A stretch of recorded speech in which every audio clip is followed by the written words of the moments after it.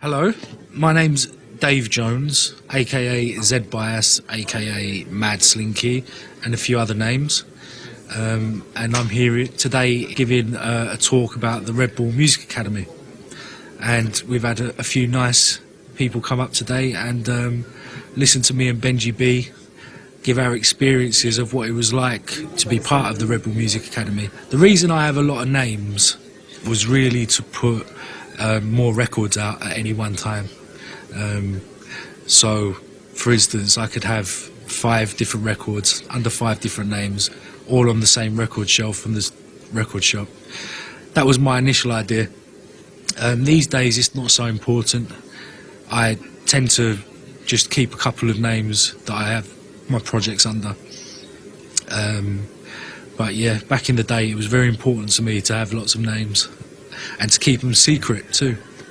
Breakbeat garage was really breaks, just old breakbeats chopped up and given swing in the programming.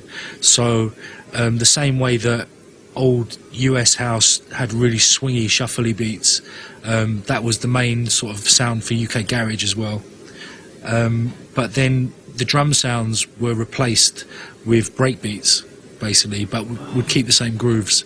So this, yeah, that what I've described there, that process is basically how I approached garage from my very first garage records, using a different breakbeat for each track, maybe 2 or 3 within a track. And yeah, I guess the name caught on around 2000, 2001. But I wasn't consciously trying to do anything. I was just making my own version of breaks, really. The fact that it swang and all of the stuff like that, you know. David Guetta will probably argue with that a little bit, but I know what you mean. Yeah, it's very much the centre of the stage is the voice, right? I think it's easier to market for a company to spend money on marketing. It's easier and more beneficial to them to have a young, fresh face who tends to be the vocalist. You know, studio guys, they stay up all night, they don't sleep much, they smoke too many cigarettes, they don't look like fresh-faced young wannabe stars, yeah? Not all of them, some of them do. But it's a lot easier, I think, in general to market the vocalists, especially with pop videos. Videos are a lot more common now. So really, you know, the stars of the videos, if it's a vocal track, is always going to be the vocalist. I think, you know, as many people know the producers' names, yeah. But they might not know what they look like. Yeah. It's all to do with the record label, really, and how they want to portray them. I mean, David Guetta is an exception to the rule, right? Yeah, I know. Yeah, he's making pop dance, but with MCs on there or R&B singers, and he's up there dancing and with makeup on, and you know what I mean, he's as much the star, but it's not normal. I started working for Red Bull Music Academy in 2002. They asked me to come to Sao Paulo, where I gave a guest lecture.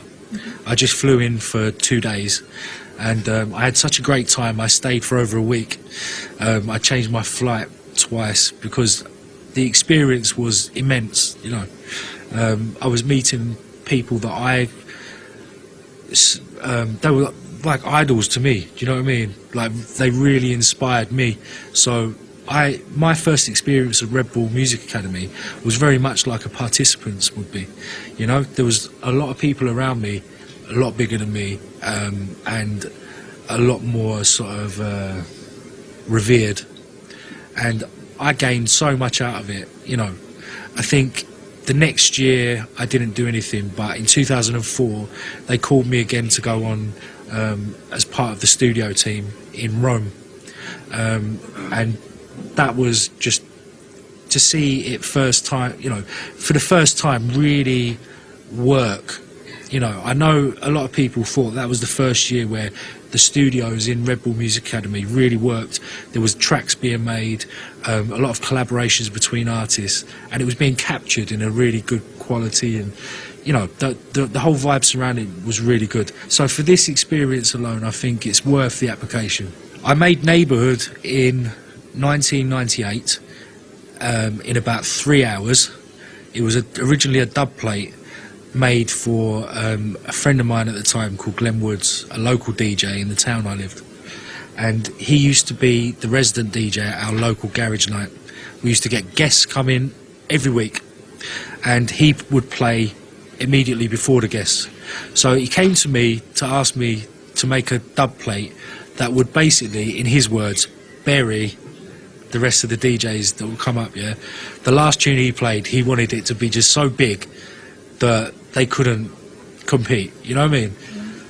And I had a go at that, basically, and got lucky, because every time he cut it on a dub plate, back in those days you had to make a special record, a dub plate.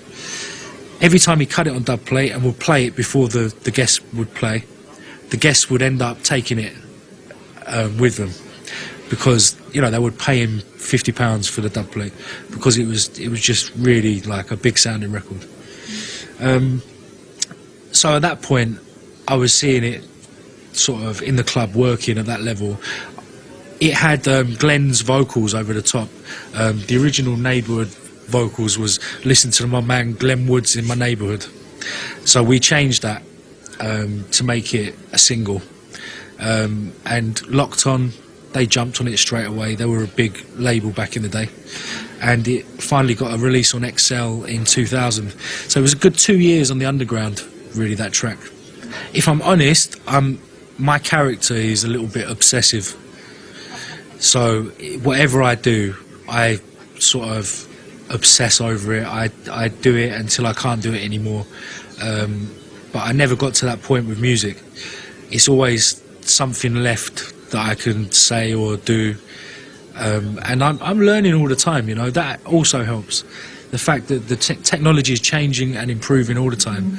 So in a way, there's too much to learn for me to stop making music, I enjoy that part of it as much as making it.